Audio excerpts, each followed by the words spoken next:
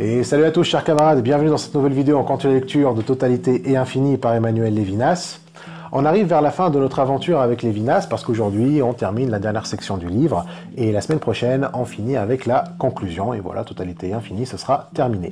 Donc la dernière fois on a parlé de la paternité et comment dans la paternité il y a une transfiguration de la mort par transsubstantiation. Le père comme moi s'identifie dans le fils, mais le fils est aussi autrui. Tout le propos de la partie précédente est d'ailleurs résumé dans l'ouverture de la partie qu'on va lire aujourd'hui, la filialité et la fraternité. Levinas dit « Le moi s'affranchit de soi-même dans la paternité sans pour cela cesser d'être un moi, car le moi est son fils. La réciproque de la paternité, la filialité, la relation père-fils indique à la fois une relation de rupture et un recours. » Donc le fils est une continuité du père, mais en même temps une rupture. Le moi ne cesse pas d'être moi dans le fils, mais c'est un moi qui est en rupture radicale avec le moi. Et donc il faut voir en détail ce que signifie la rupture. La rupture en fait constitue un nouveau départ selon Levinas, c'est ça la filialité. Elle amène un être qui renie son géniteur, qui renie le père et qui donc fait un commencement tout frais. Alors le commencement n'est pas non plus un recommencement, ce n'est pas le père qui recommence sa vie, mais c'est le début d'une toute autre nouvelle vie. Une vie qui n'a pas, qui n'est déterminée en aucune façon, ni par le passé, ni par l'historique du père, hein, ni même sa substance. Le moi qui est fils n'est pas la même substance que le père, comme si c'est en fait un clone du père qu'on a rajeuni et à qui on a effacé la mémoire. Non, même dans la substance, il y a un changement. Alors oui, ça fait un paradoxe. On parle d'une liberté créée à partir de ce qu'elle n'est pas, tout en s'y identifiant. Le moi, en fait, est à la fois le père et le fils, et ça ne serait pas contradictoire si le fils est identique à son père. Mais tout le problème est là, c'est qu'il n'est pas identique. C'est un tout autre être, une altérité absolue. Et selon Levinas, ça fait de l'être un historique sans destin. C'est-à-dire que bien évidemment, on peut identifier l'historique de l'être, mais on ne peut pas l'identifier, on ne peut l'identifier plutôt que s'il est fait, que s'il est passé, ou que s'il entre dans le champ du possible. C'est-à-dire qu'on peut prédire les actions d'un étant, ou la manifestation de l'être, mais pas dans un sens absolu, c'est-à-dire pas au point où on peut prédire l'intériorité de l'être, ou en faire une totalité, une espèce de suite cohérente et continue. En gros, c'est croire en l'histoire, mais pas au destin. La version la plus banale de ça, c'est se dire qu'un fils n'est pas destiné à être ceci ou cela à cause des gènes de son père ou de son statut social et environnemental. On peut élaborer en fait un historique de sa vie, de ses origines et même anticiper des choses sur lui, mais rien ne justifierait une destinée. Il n'y a pas de déterminisme en fait, qu'il soit biologique, génétique, psychologique, social, économique ou même causal. Chaque chose qui est passée, d'ailleurs, se renouvelle dans le sens qu'elle se donne... En fait, qu'elle ne donne pas lieu plutôt à une chose déterminée, mais à une altérité. Le passé se reprend à chaque moment à partir d'un nouveau point, d'une nouveauté telle qu'aucune continuité, comme celle qui pèse encore sur la durée bergsonienne, ne saurait compromettre. Donc pour rappel, Bergson parle de la durée comme expérience phénoménologique du temps. Le temps s'expérimente comme une continuité plutôt que comme succession de passé, présent et de futur. On a vu que Levinas est d'accord sur plein de trucs avec Bergson, mais comme on l'a vu la dernière fois, déjà il lui reprochait que son concept de l'élan vital, bien qu'il fait de la vie une créativité, que l'évolution est créatrice plutôt que seulement téléologique, il y a quand même un principe homogène à la base de l'évolution chez Bergson qui est l'élan vital. Donc finalement, les différences dans l'évolution créatrice ne sont des différences c'est juste des différences de surface finalement, parce que c'est pas des différences dans les profondeurs des êtres. À la racine, il y a une continuité homogène encore. Et là, c'est pareil avec le temps. Bien que la durée donne autant une compréhension qui correspond mieux à notre expérience du temps, elle fait que les êtres et les instants sont en fait une seule et unique unité. Il y a encore une continuité entre le père et le fils chez Bergson, quoi. Et c'est ça que Levinas a envie de rompre, toute continuité, mais dans les profondeurs, quoi. Il veut rompre toute continuité dans les profondeurs. La continuité fait que l'être présent doit toujours porter la charge du passé, même si c'est un être créé à partir de l'évolution bergsonienne, ou qui peut se projeter dans l'avenir, c'est-à-dire qu'il peut se donner des projets à tout moment. Genre, c'est un peu comme si un enfant qui veut sortir de l'emprise de ses parents ou de son passé continue à se projeter des avenirs, il projette des avenirs où il est libre. Par exemple, tu veux être un acteur alors que ton père, lui, il veut que tu sois médecin. Tu peux te dire que rien n'est déterminé, qu'à chaque moment tu peux te lancer dans le théâtre, donc tu continues à te projeter sur scène, hein, malgré toutes les concessions et compromis que tu fais avec ton père. Et Lévinas, il dit que même avec ça, en fait, tu n'es pas libre. C'est encore le fils qui porte les travaux, en fait, la personnalité et même les péchés du père. Tout simplement, parce que tu vas crever un jour. Si tu avais une vie éternelle, oui, tu auras le temps et l'occasion de jeter ta blouse de médecin et d'enfiler des costumes sur scène. Mais voilà, tu vieillis. Tu sens que tu n'es pas infini, que tu es limité par le temps. Donc le passé, en fait, il limite ton infinitude et ça te fait comprendre que tu es enchaîné à la continuité. Bref, tu vieillis, quoi. Et la sénescence, c'est la manifestation de la limite que le passé impose à l'infinitude de l'être. Bref, il faut que le passé se reprend, mais vraiment sans continuité. Et c'est ce qu'on appelle la rupture. Mais il y a aussi un autre moyen de la reprise du passé, hein, sans continuité, et c'est le recours. Ça veut dire quoi, le recours?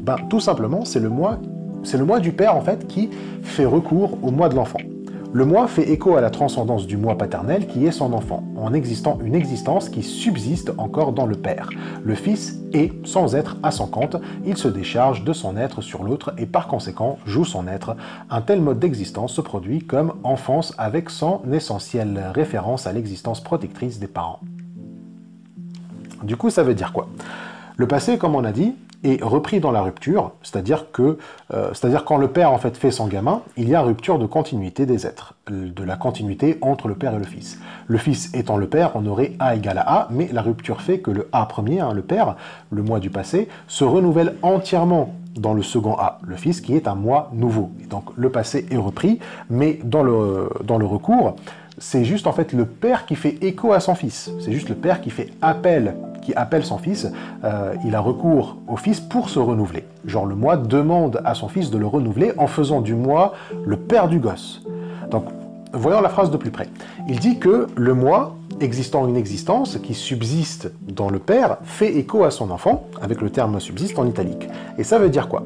Que être père fait subsister le moi parce que la présence de son fils demande qu'il soit responsable, lui demande d'être responsable.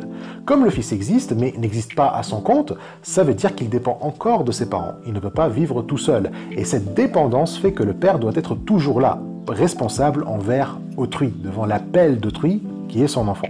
Le rôle des parents, en fait, que les parents comme protecteurs de leur enfant, est un renouvellement du moi, c'est un renouvellement du moi des parents, puisqu'ils sont dans une relation métaphysique maintenant, une relation éthique avec leur enfant. L'enfant se décharge de son être sur l'autre, hein, c'est-à-dire que le moi fils délègue au moi père la responsabilité de s'en occuper. Le père est responsable de son être à lui, mais aussi d'un être infini également. Mais là, il se renouvelle justement. Genre moi là, Ismaïl, en devenant père, je me renouvelle, je reprends mon passé, car maintenant j'ai une responsabilité envers mon môme. Je ne peux plus laisser le passé décider de mes actes. C'est moi qui dois faire attention à ce que je fais avec mon gamin, et je ne dois pas en fait juste laisser mon passé, l'histoire, décider comment est-ce que je vais me comporter envers mon gamin. Je suis donc devant le visage de mon enfant, soumis à son jugement. Je demande à mon fils de me juger pour que je sois authentique, nouveau devant lui. Et c'est ça le recours. Donc en faisant un gosse, je me renouvelle comme père. Donc le recours au fils, c'est aussi un recours au passé du moi qui se renouvelle dans le père. Donc un père déjà a une existence qui fait écho à celle de son fils, c'est-à-dire que le père aussi lui-même, en fait, que le père lui-même comme un renouvellement, lui aussi vient tout juste de naître. Même en ayant la responsabilité de l'être de l'enfant, il est comme son enfant, il est aussi un enfant qui joue quelque part, puisque en fait quand je fais un gosse, avant je n'étais pas père, mais maintenant je suis père, je me suis renouvelé comme père. Donc ce mode d'existence, Lévinas l'appelle l'enfance, qui affecte les deux, à la fois le moi fils mais le moi père. Dans l'enfance, le moi fils décharge son être sur ses parents et les parents le protègent. Là, bien sûr, on ne parle pas uniquement de paternité, mais de maternité aussi. La maternité, c'est plus elle qui apporte le côté protection, alors que la paternité, c'est plus le côté j'engendre le gosse, quoi. Mais faut pas y voir nécessairement des rôles de sexe ou des gender roles, quoi. C'est que là, en fait, maternité ici, c'est le visage féminin, et ça, on en a déjà parlé. Ce qu'on retient ici, c'est que comme le recours fait un renouvellement du moi, il constitue aussi une rupture avec la continuité, mais d'une façon spéciale. Il s'agit ici de renouer avec l'histoire. Lévinas dit exactement, ce recours au passé, avec lequel cependant le Fils a rompu par son ipsiété, définit une notion distincte de la continuité, une façon de renouer avec le fil de l'histoire qu'on crée dans une famille et dans une nation. L'originalité de ce renouement distinct de la continuité s'atteste dans la révolte ou la révolution permanente qui constitue l'ipsiété. Donc on retrouve un peu l'idée d'un historique sans destin. Le Fils déjà, comme ipsiété, il rend avec le passé qu'on cherche à renouveler. Ça fait sens effectivement, hein, si le gosse est une ipsiété absolue, mais qu'à travers lui on veut renouveler un passé, bah ça va être compliqué. Mais on peut comprendre le renouvellement autrement que continuité justement. Ce qui brise la continuité, c'est la révolte intrinsèque de l'ipsiété. Une ipsiété étant ipsiété va bien évidemment être coupure de continuité. Elle se révolte contre ce même passé qu'on lui demande de renouveler. Le moi demande au Fils de le renouveler, mais ce Fils est là, frère, attends, j'ai mes propres projets. Il est donc révolutionnaire. Or, la révolte et la révolution n'est pas négligence ou mort du passé, mais plutôt c'est ce qui amène le passé à un nouveau départ. Une révolution n'est pas la fin d'une nation, par exemple, mais son renouvellement. C'est produire en fait un nouveau lien avec son histoire. Donc la discontinuité n'est pas l'absence de lien avec le passé ou l'histoire, mais au contraire, c'est renouer avec ces liens. L'arrivée d'un enfant dans une famille provoque un changement radical dans l'existence des parents, dans l'existence même de cette famille. Elle rend avec la continuité, mais elle ne provoque pas la disparition de cette famille non plus. Au contraire, la famille subsiste. Et ainsi, c'est à travers le recours que les familles, les nations et même l'histoire continuent librement, c'est-à-dire sans forcer d'être une chose déterminée, quoi. C'est un peu le délire de l'autodétermination des nations. Une nation est libre que si elle décide de son histoire, que si son histoire n'est pas déterminée à l'avance. Et donc, son histoire reste dynamique, reste imprévisible, n'a pas une destinée manifeste où chaque génération doit juste continuer le projet lancé par les pères fondateurs. On peut faire un petit commentaire politique antisioniste ici et dire que ce n'est pas par l'accomplissement d'une destinée et un retour vers la terre promise que le peuple juif s'autodétermine, surtout si le prix à payer c'est un génocide. Forcer les juifs en fait à être sionistes, et seulement sionistes dans le sens où on défend l'État d'Israël, c'est vouloir une continuité dans l'histoire. Ça reste encore à prouver si les juifs sont un peuple libre ou pas, mais tant qu'ils soutiennent le sionisme, il n'y a ni rupture ni recours. Bref, voilà pour les deux moyens de rupture du passé. Mais Lévinas nous parle également d'un troisième moyen. Il y a rupture et recours, mais il y a un troisième moyen. Le troisième moyen de la reprise en fait, du passé, c'est déjà le rapport entre le père et le fils. Reprendre le passé, c'est déjà un rapport entre père et fils. Mais il ne s'évertue pas uniquement de ces deux façons qu'on vient de voir. Les deux façons, en fait, permettent au moi de continuer d'exister dans le fils. Il y a un moi déjà existant et le fils accomplit son renouvellement. Mais dans ce cas, le fils n'est pas uniquement causé par son père, mais il est ce qui permet au père de maintenir son unicité. L'éros paternel, l'amour paternel, donc l'amour du fils, fait que le moi subsiste en son fils. Ça, on a déjà vu. Mais ça veut dire quoi exactement subsister en son fils? Ce n'est pas tant le moi comme Ismaïl qui subsiste, la substance, comme on a dit, ne peut pas être le même dans le père avant le père, dans le moi avant le père, pardon, dans le moi comme père et puis dans le moi comme fils. Plutôt, ce qui subsiste, c'est l'ipsiété, c'est le fait d'être unique. C'est ça qui se transmet. Ce qui se transmet, c'est la différence. Je suis vraiment dans mon fils, mais je ne me tiens pas dans mon fils comme je me tiens hors de lui. Ismaïl Junior, c'est Ismaïl, il est vraiment Ismaïl, mais il n'est pas identique à Ismaïl, même dans sa substance. Il est unique. Tout enfant, selon Lévinas, est un enfant unique. Toute nation, tout peuple est un peuple unique, c'est-à-dire un peuple élu. Mon fils reprend mon unicité, c'est ça la troisième façon, le troisième moyen, c'est la reprise du passé comme unicité. Et cependant, il reste extérieur à mon unicité, extérieur dans le sens d'élection. Être son fils signifie être moi dans son fils, être substantiellement en lui sans cependant s'y maintenir identiquement. Toute notre analyse de la fécondité tendait à établir cette conjoncture dialectique qui conserve les deux mouvements contradictoires. Le fils reprend l'unicité du père et cependant demeure extérieur au père. Le fils est fils unique, non pas par le nombre, chaque fils du père est fils unique, fils élu. Donc le Fils reprend en lui ces deux mouvements contradictoires, d'un côté unicité du Père et de l'autre extérieur au Père. L'unicité du Fils est elle-même une contradiction. Alors, le terme dialectique peut déranger. Ça donne l'impression que le Fils est une synthèse. Donc c'est une totalité. Mais depuis le début du livre, on n'arrête pas de dire que le Fils, comme autrui, c'est aussi l'infini. Donc il ne peut pas y avoir de synthèse. Il ne peut pas être une synthèse. Mais ça doit être un des soucis de langage dont Lévinas nous a averti dans la préface de 87. Il nous a dit qu'il a recours à du langage ontologique pour parler d'un truc qui est au-delà de toute ontologie, donc le vocabulaire n'est pas toujours approprié. Mais en tout cas, dialectique ou pas, l'enfant conserve bel et bien ces deux mouvements. Pour cela d'ailleurs, Lévinas dit que l'amour du père envers son fils c'est un peu en fait l'ultime forme d'amour. Aimer ce qui est moi et pourtant extérieur au moi, c'est selon Lévinas l'amour le plus abouti qu'on peut apporter à autrui. La seule relation possible avec l'unicité d'un autre être s'accomplit dans l'amour paternel et que donc toute forme d'amour doit se rapprocher de l'amour paternel. L'altérité absolue n'est pas une altérité qui n'est pas un moi. Ça peut sembler bizarre de dire que l'amour qui correspond le mieux à la relation avec autrui, c'est l'amour paternel, parce que l'amour paternel est quand même très intéressé. Le fils est quand même le moi, quoi. Même si c'est un moi qui est en rupture avec le moi, ça reste un moi. Donc il serait plus altruiste d'aimer un autre qui ne soit en aucune façon moi, tout simplement. Mais ça, c'est mal comprendre le problème. L'amour du père vers son fils est désintéressé pour Lévinas, parce que ce qui compte dans la relation métaphysique, c'est qu'il n'y a pas de continuité, c'est pas qu'il n'y ait aucun lien. C'est précisément dans un être qui, en se reproduisant, ne produit pas de continuité avec ce qu'il cause, qu'il y a relation avec autrui par excellence.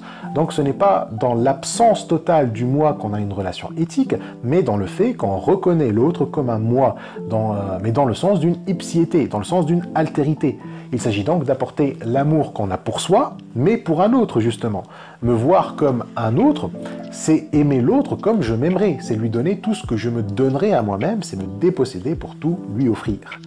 Mais, et là Lévinas dit un truc important, il ne faut pas que mon amour pour mon fils soit un truc qui s'ajoute à lui. C'est-à-dire que l'amour du père, et l'amour du père au fils, en fait, n'est pas un truc contingent. C'est pas une cerise sur le gâteau. L'enfant, bien qu'une altérité absolue et une ipsiété complète, ne peut pas exister sans l'amour du père, c'est-à-dire sans la relation avec le père.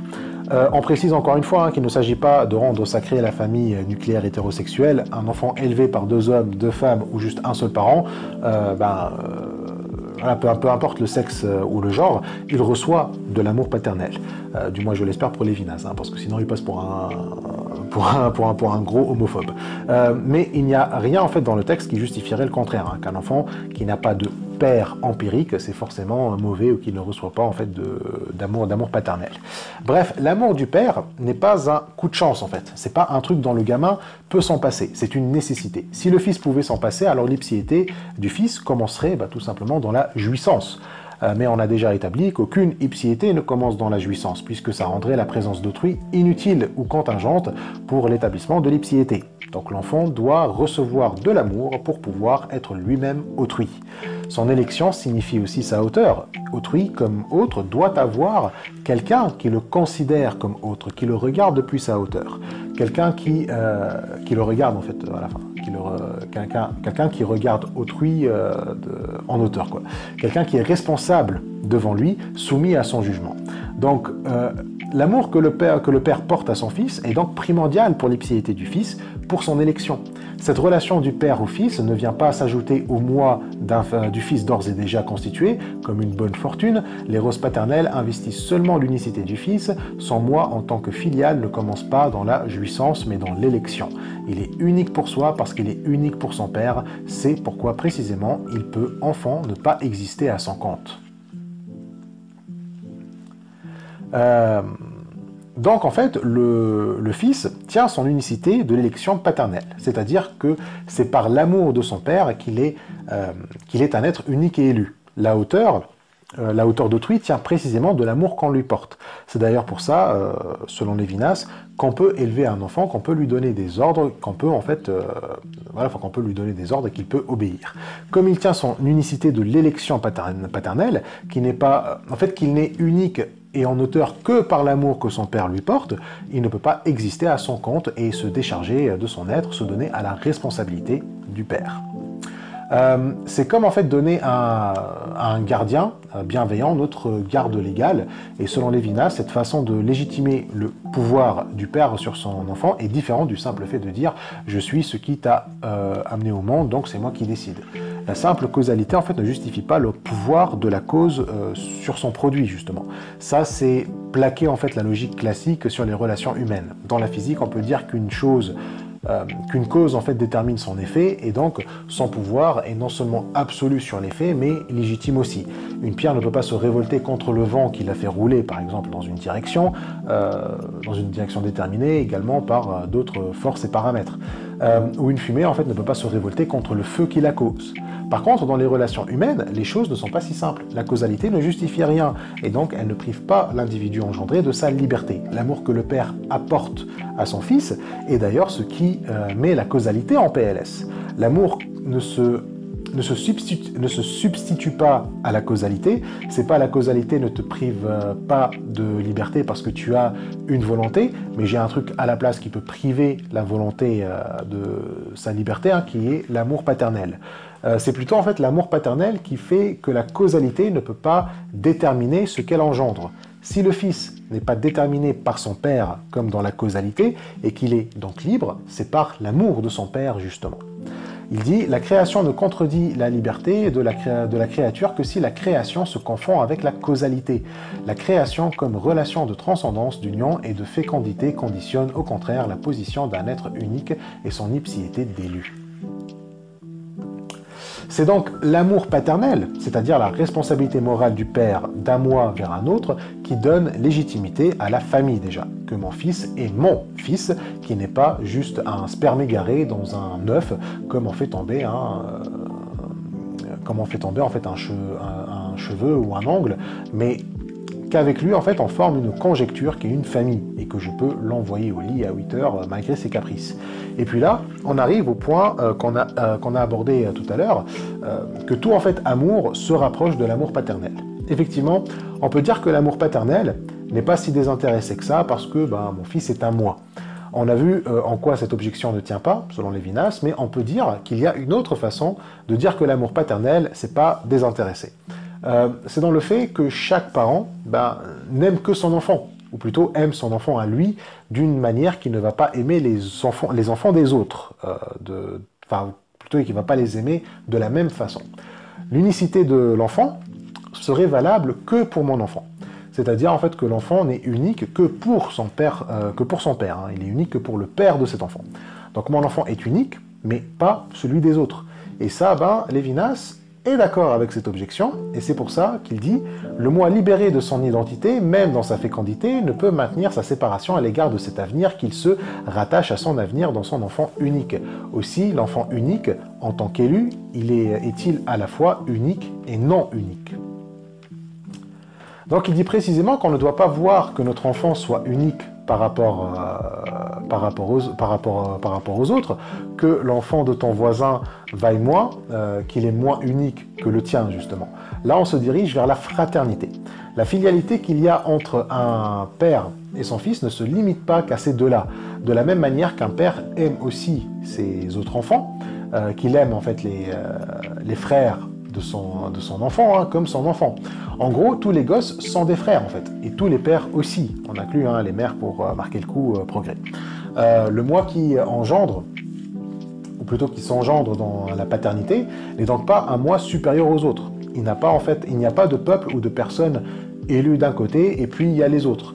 La paternité se produit comme un avenir innombrable. Oui, le moi engendré existe à la fois comme unique au monde et comme frère parmi frères. Je suis moi et élu. Mais où puis-je être élu sinon parmi d'autres élus, parmi les égaux? Alors là, vous pouvez me dire, oui, mais on n'avait pas dit que la relation avec autrui, avec les élus, n'est pas une relation égale, qu'elle est une relation asymétrique. Il y a là une contradiction que même en fait la critique de Lévinas de la logique formelle ne peut pas laisser passer quand même. Eh ben non, en fait, ce n'est pas une contradiction selon Lévinas. Reprenons un peu cette histoire de filialité. L'enfant que le père engendre, on est d'accord, c'est un moi. C'est le moi engendré, c'est l'avenir de l'avenir, tout ça. Mais à moins que le moi père entretient une relation métaphysique avec Donc lorsqu'on parle de l'éros, c'est nous emmener au-delà du visage. Ce que l'éros va amener, c'est le moi depuis une zone que le moi n'a pas accès, une zone au-delà des possibles qui sont conditionnés par la substance du moi. Ma substance comme Ismaïl met devant moi certaines possibilités que je peux projeter. Me projeter comme médecin ou violoniste, par exemple, c'est des choses possibles que ma substance me permet de visualiser. Par contre, je ne peux pas visualiser ce que je suis au-delà de ma substance. Je ne peux pas imaginer ou projeter des possibilités qui ne figurent pas dans ma substance. Pourtant, il y a un moi au-delà de ma substance. Il y a un moi dans l'avenir de mon avenir. Ce moi engendré, c'est l'enfant, là où le moi actuel va faire sa transsubstantiation et amener un moi nouveau, un moi autre. Mais comme ce moi existe au-delà de ma substance, il est autre. Donc j'entretiens avec lui une relation éthique. C'est lui l'élu, c'est lui qui est en auteur.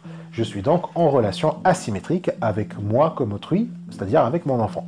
Sauf que comme cet enfant se tient au-delà de ma substance, alors cet enfant peut être n'importe quel enfant. Puisque c'est un enfant qui n'a rien en commun avec moi, je ne peux pas le privilégier par rapport à d'autres.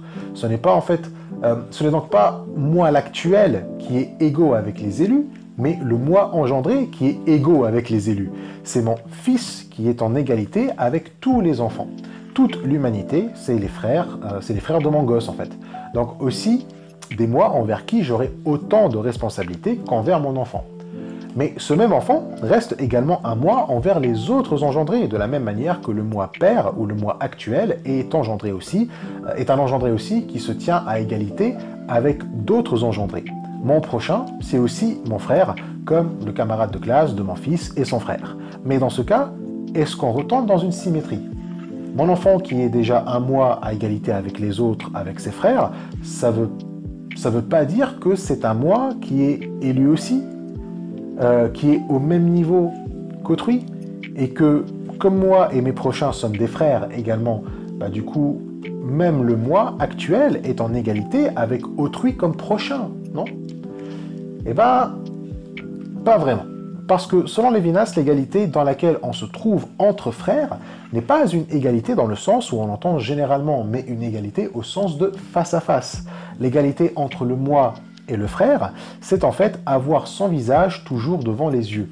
Du coup, l'égalité dans une fraternité universelle on va dire, est plus une soumission au jugement d'autrui qu'une réciprocité. Il s'agit d'une égalité qui appelle au devoir du moi envers autrui et pas du devoir d'autrui envers le moi. Donc, voilà, petit commentaire politique, le peuple élu, c'est celui qui considère les autres peuples comme élus et son devoir à lui, c'est de les servir. Voilà. Bref, dans l'égalité, le moi sert autrui et c'est pas vice-versa. Donc, le moi dans l'égalité, du face-à-face, n'est pas vraiment parmi les élus. Il se tient en fait en distance des élus de tous les autres. Sinon ici l'égalité voudrait dire que les autres peuvent prendre sa place et que d'autres peuvent faire ses devoirs à lui, quoi. L'égalité ne doit pas se comprendre comme ça, pardon. Ce n'est pas tout le monde peut faire le même devoir parce que ça équivaut à de l'identique. Ce qui fait l'ipséité de chaque, c'est que précisément seul lui peut accomplir le devoir qu'il a envers les autres. Le moi en tant que moi se tient donc tourné éthiquement vers le visage de l'autre. La fraternité est la relation même avec le visage où s'accomplit à la fois mon élection et l'égalité, c'est-à-dire la maîtrise exercée sur moi par l'autre. L'élection du moi, son ipséité même, se révèle comme privilège et subordination, parce qu'elle ne le met pas parmi les autres élus, mais précisément en face d'eux, pour les servir et que personne ne peut se substituer à lui pour mesurer l'étendue de ses responsabilités. Donc, le moi est là pour servir sa fraternité, il est là pour servir l'humanité. Comme tous les humains sont liés l'un à l'autre, ça forme une communauté entre des ipsiétés, entre des individus absolument séparés et envers qui la responsabilité est due. Alors, cette fraternité n'est pas une fraternité biologique, tous les hommes sont des frères hein, et sœurs. Ce n'est pas parce que biologiquement on est des humains ou qu'on a les mêmes gènes ou on a évolué du même ancêtre commun. Justifier la fraternité sur la biologie, c'est réintroduire un principe ontologique. Ça a un avantage, certes, hein, dire que la fraternité est biologique, ça ancre la fraternité dans la nécessité, ça oblige les gens à se voir comme des frères parce qu'ils sont biologiquement des frères. Comme dit Lévinas, la biologie ne représente pas un ordre purement contingent de l'être, sans rapport avec sa production essentielle. Donc la fraternité comme biologie fait que la fraternité est un ordre essentiel de l'être et pas accidentel. C'est pas par circonstance ou par chance qu'on est frères, c'est parce que c'est dans nos gènes. Mais le souci avec ça, c'est dire qu'on est des frères parce qu'on est pareil, alors que Lévinas veut justement il veut justifier en fait la fraternité par la différence, pas par la similarité. On est des frères parce qu'on n'a rien en commun, parce que chacun est une ipsiété absolue. Les relations entre les individus dans la fraternité ne se limitent pas au biologique. La fraternité est un ordre essentiel à l'être parce que ce n'est que dans la fraternité que l'homme est une ipsiété. Il a donc besoin de frères envers qui il a une responsabilité pour exister comme être complet. Ainsi, la fraternité, si elle se libère en fait du biologique, elle ne devient pas une cerise sur un gâteau ou quelque chose qui n'est pas essentiel à l'être, mais qui serait un bon outil pour le faire durer. Il n'est pas en fait un ordre moral à conquérir qui s'ajoute à l'être de l'homme. Bref, ce n'est pas une contingence en fait. Le moi humain se pose dans la fraternité. Que tous les hommes soient frères ne s'ajoute pas à l'homme comme une conquête morale, mais constitue son ipsiété. Et d'ailleurs, pour que le visage d'autrui se présente à moi, je dois être dans une fraternité. Il n'y a que comme ça que la société est possible. Et le seul mode d'existence en fait d'un moi, c'est en société. Ça, on l'a déjà démontré normalement, donc pas la peine de revenir dessus. Donc seul un être vivant en société, dans une fraternité, peut accueillir autrui. En d'autres termes, le nous, hein, la société quoi, c'est en fait la reproduction de la famille sur un ensemble plus large. Le rapport que le moi entretient avec autrui dans l'éros est transposé sur la société. Tous les enfants sont les frères de mon enfant, tous mes prochains sont mes frères à moi. La filialité de l'éros relie donc tous les humains. La relation avec le visage dans la fraternité où autrui apparaît à son tour comme solidaire de tous les autres constitue l'ordre social, la référence de tout dialogue aux tierces par laquelle le nous ou le parti englobe l'opposition du face-à-face fait déboucher l'érotique sur une vie sociale, toute signifiance et d'essence qui englobe la structure de la famille elle-même. Donc, la famille articule l'éros et l'éros va s'appliquer à toutes les ipsiétés. Toutes les ipsiétés sont mes enfants, sont des avenirs au-delà de l'avenir. Et donc, vous voyez bien ici une inspiration de l'idée qu'on est tous les enfants de Dieu. Juste que Dieu, lui, ne totalise pas ses enfants comme la biologie, qu'il ne fait pas en fait... qui ne fait que reproduire sa substance comme dans la biologie de manière neutre, mais qu'il produit des êtres à travers l'amour. C'est ça que fait Dieu. C'est la même structure ici. Hein. Dieu n'a pas de filialité biologique avec ses créatures. Sa filialité, c'est dans l'amour qu'il porte à ses créatures. Amour qui les relie à lui sans compromettre leur liberté, bien évidemment. Et là, c'est pareil. Juste que là, c'est la famille qui articule cet amour. Le père a besoin d'une mère, il a besoin du visage féminin pour engendrer l'enfant. Donc l'éros articule la famille et ensuite il articule l'ordre de la vie, l'ordre et la vie sociale. La société, c'est genre une très très large famille en fait. L'humanité en fait n'est pas une catégorie biologique mais une famille. Contrairement à la biologie, la famille ne fait pas disparaître le moi. Au contraire, elle le rend possible. Elle rend possible une création ex nihilo, une créature nouvelle. Mais cette créature nouvelle, son ipsiété, tient de la responsabilité qu'elle a envers ses frères, et donc elle tient de la bonté. Et c'est là qu'on introduit le dernier concept du livre, l'infini du temps, qui selon Lévinas est ce qui légitimise la bonté. Le moi ne disparaît pas, mais est promis et appelé à la bonté, le temps infini du triomphe, sans lequel la bonté serait subjectivité et folie. Alors, c'est quoi cette histoire de temps infini? Donc déjà, comme il a dit, dans ce temps infini, la bonté ne serait que subjectivité et folie, c'est-à-dire qu'elle serait une action contraire à la raison, à l'intérêt du moi, et donc ne correspond à aucune objectivité. Dès le début du bouquin, on a dit que dans l'époque moderne, contemporaine de Lévinas, la morale est vue comme subjectivité et folie. Elle ne correspond à aucune connaissance objective et raisonnable. Agir moralement, c'est agir contre la raison, par l'émotion, sans aucune réflexion. C'est être dans sa petite bulle mentale qui fait que l'individu se coupe de ce qui est rationnel, c'est-à-dire bon pour lui, qui assure sa survie. Et Lévinas ne contredit pas ça. Il ne cherche pas à démontrer que la morale est objective et qu'elle est dans l'intérêt du moi. Plutôt, il dit juste que cette conception de la morale, comme subjectivité et folie, n'est valide que si le temps infini n'existe pas. Mais si le temps infini existe, alors la bonté n'est pas subjectivité et folie. Mais c'est pas non plus une objectivité et intérêt du moi. Alors comment est-ce qu'on peut faire ça? C'est quoi déjà l'infini du temps? C'est simplement le fait de ne pas finaliser l'être, de laisser l'être toujours en devenir. L'infini du temps est simplement l'indétermination. Mais de quel genre d'indétermination parle-t-on?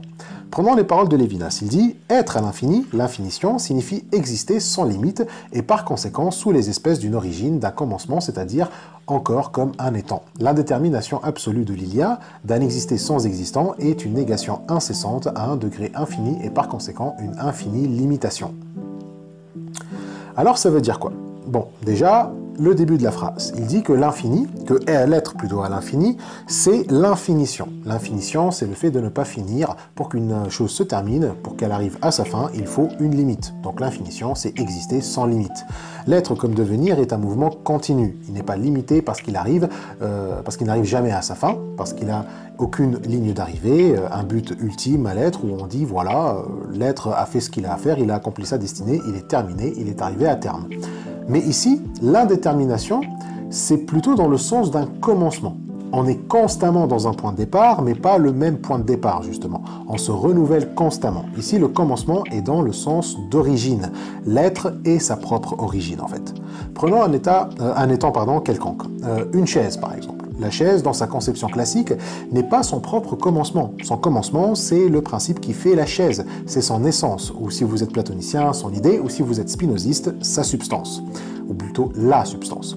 Dans la philosophie classique, chaque étant a un principe en dehors de lui, et ce principe le détermine. Une abeille est déterminée par sa nature à faire du miel, c'est sa destinée. Et c'est pareil pour les humains.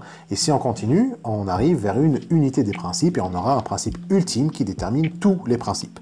Donc l'étant n'est pas le commencement dans la philosophie classique, son commencement et son origine, son principe, c'est en dehors en fait de cet étant-là.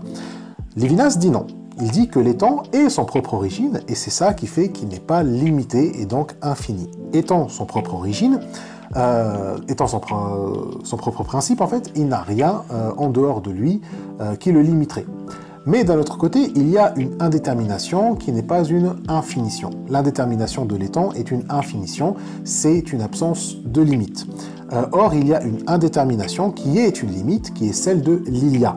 L'Ilia aussi est une indétermination, mais une indétermination dans le sens qu'aucun étant ne peut en surgir. C'est une indétermination comme genre une matière informe. Il y a une ressemblance avec l'étant, dans le sens que les deux n'ont pas de principe qui les détermine, mais il y a une différence essentielle, c'est que l'Ilia n'a pas de principe, il est anarchique, alors que l'étant est son propre principe. Donc il possède un principe, c'est juste que le principe est en lui, il est son principe. Et que parce que l'étant est son propre principe, il est posé, il est affirmé sans devoir nier le principe d'un autre, car si je ne peux exister que si je fais la négation d'autre chose, c'est cette autre chose qui me détermine en fait. Donc il y a un principe en dehors de moi.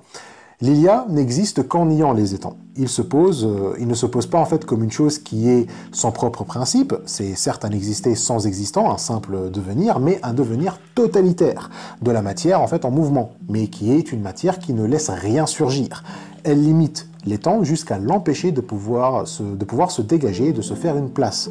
L'Ilia, c'est en fait une limitation à l'infini. Il limite l'étang à l'infini, et donc il n'y a pas d'étang qui apparaît dans l'Ilia. Il n'y a rien en fait qui a un pouvoir, c'est une en fait absence, une négation d'un sujet qui est agent. C'est ça en fait le sujet. Il n'est pas anarchique puisqu'il a un pouvoir, mais un pouvoir qui ne lui vient pas d'ailleurs, d'un principe qui lui est étranger, d'un principe en dehors de lui. Il n'est pas comme la lune qui reçoit la lumière depuis le soleil. Donc lui, il est indéterminé parce que rien ne le limite. et rien ne le limite parce qu'il est son propre principe. Lilia, par contre, est indéterminé parce qu'il n'a pas de principe tout court et empêche tout d'avoir un principe. Il est négation totale. C'est une marmite qui dissout tous les ingrédients, qui fait qu'on ne peut plus les distinguer. Contre l'anarchie de Lilia se produit l'étant, sujet de ce qui peut arriver, origine et commencement, pouvoir. Sans l'origine tenant son identité de soi, l'infinition ne serait pas possible. Donc, l'infinition n'est possible que s'il y a origine, et que cette origine soit confondue avec l'étant, pas qu'elle conditionne l'étant. Donc, il y a un principe, un arché, l'anarchie c'est l'absence d'arché, l'absence de principe de pouvoir, sauf que Lévinas défend une pluralité de principes. Chaque étant est son propre principe. C'est donc comme ça en fait qu'il reste infini et indéterminé. Donc, l'étant produit l'infinition, ou plutôt l'infinition se produit par l'étant. Mais cet étant, s'il produit l'infinition, c'est parce que dans les termes de Lévinas, rien ne... en fait, il ne s'empêtre pas dans l'être. Voilà, c'est ça les termes qu'utilise Lévinas. Comme l'étant est une ipsiété, qu'il a son principe en lui, il ne va pas se jeter dans l'être, dans le sens qu'il participe dans l'être, en fait. L'être, c'est un peu la pièce de théâtre, le texte du drame, et les étangs seraient des acteurs. Ils jouent l'être dans le sens qu'ils participent dans le drame. Si on prend l'être comme synonyme de l'un, de l'identique, alors l'étant aurait son principe dans l'être, et que l'étant doit se comporter en fait de manière identique à ce principe hors de lui. Mais là, il y a un danger, c'est qu'on est tenté par le subjectivisme en fait. Le vrai dans la tradition classique se limitait au principe dans l'être, pas dans l'étant. La vérité n'était conçue comme possible si elle se réfère à ce principe ultime qui est en dehors des étangs. Si on suit Lévinas, les étangs ayant leur propre principe, on a l'impression qu'on va défendre que chaque étang a sa propre vérité, et si la vérité, chacun a la sienne, on tombe dans le subjectivisme. Et on espère qu'au moins l'être comme principe, avec ça en fait l'étang ne s'égare pas, qu'il a une trame de référence. Mais justement Lévinas nous dit, il ne dit pas que l'étang n'a pas à entretenir de relations avec l'être, ou que la subjectivité, ou que la vérité est subjective. On l'a dit à plusieurs fois, plusieurs reprises durant notre lecture de Lévinas, qu'il insiste qu'elle est juste au-delà de la vérité, qu'elle est au-delà de la subjectivité et l'objectivité. Il le rappelle d'ailleurs en disant « L'infinition se produit par l'étant qui ne s'empêtre pas dans l'être, qui peut prendre ses distances à l'égard de l'être tout en restant lié à l'être. Autrement dit, l'infinition se produit par l'étant qui existe en vérité. » Donc déjà, la distance que l'étant prend par rapport à l'être n'est pas une absence de lien avec l'être. Du coup, il faut parler de cette distance. C'est quoi? Cette distance, c'est le temps. L'étant a son propre principe, mais ayant son propre principe, il ne peut exister que temporairement. Il n'existe que pour un temps. Et le temps, c'est quoi ici? On en a déjà parlé. L'étant ne peut exister que dans un horizon ou sur un horizon. Il a besoin en fait d'un sol pour se tenir dessus. Il lui faut un arrière-plan pour se tenir dessus, une terre quoi. L'étant n'est pas là à flotter dans le vide, il est dans l'être. Sauf que l'être, comme principe déterminant, ne rend pas possible l'indétermination, parce qu'il n'est pas un devenir, il n'est pas un mouvement, il est figé. Donc chaque étant qui apparaît dans l'être, il n'a pas le temps en fait de comprendre ce qui lui arrive. Il est comme emporté par un mouvement sans qu'il puisse faire quoi que ce soit. Et oui, ça, c'est être figé en fait pour Lévinas. C'est comme dans la série Daredevil où tu as le rêve de Punisher. Le Punisher en fait c'est un anti-héros de Marvel, pour ceux qui connaissent pas. C'est genre un ancien militaire dont la famille s'est faite buter. Et donc, depuis, c'est devenu un tueur à gages. Et donc, dans un rêve, il revit en fait le traumatisme du meurtre de sa famille. Ils sont en fait tous là à dîner en famille et il se retrouve ligoté à la chaise. Et là, tu as des mecs cagoulés avec des mitraillettes qui entourent en fait sa famille. Et donc lui, il est là, il est figé sur la chaise et il peut rien faire. Et donc il est là à crier « Wait, wait, wait, wait, wait !» Genre « Attends !» Et l'étant, si tu veux, il est dans la même situation que le Punisher. L'être se referme sur lui et lui, il est là à implorer l'être d'attendre, de lui accorder un temps. Et ce temps, c'est la conscience. En gros, tu es une conscience qui voit son corps se faire traverser par toutes sortes de forces physiques, et tu es là à te dire, plutôt tu es là à dire à ces forces physiques de se calmer un petit peu, de te laisser le temps de comprendre ce qui se passe.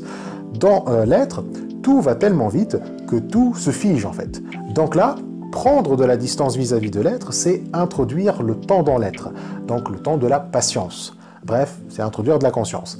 Et c'est précisément là-dedans que la vérité commence. C'est ça qui fait qu'elle est possible. La vérité, c'est l'existence de l'étant comme temporalité et conscience. C'est pour ça qu'on dit qu'il existe en vérité. Il faut donc bien une subjectivité déjà pour qu'il y ait vérité, mais cette subjectivité doit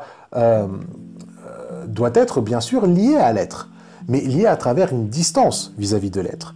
Et c'est là que l'anticipation du possible devient possible en fait. Le sujet ne peut commencer à contempler ses possibilités que s'il a le temps de le faire. S'il n'a pas le temps, et alors il n'y a pas de possibilité tout simplement. Il n'y a que de la nécessité, il n'y a qu'un déterminisme, un fatalisme même. Et donc on se demande à quoi bon avoir une subjectivité lorsqu'on est déjà, lorsque tout est déjà joué et décidé d'avance. Donc, ouvrir cet intervalle dans l'être, c'est rendre possible la possibilité.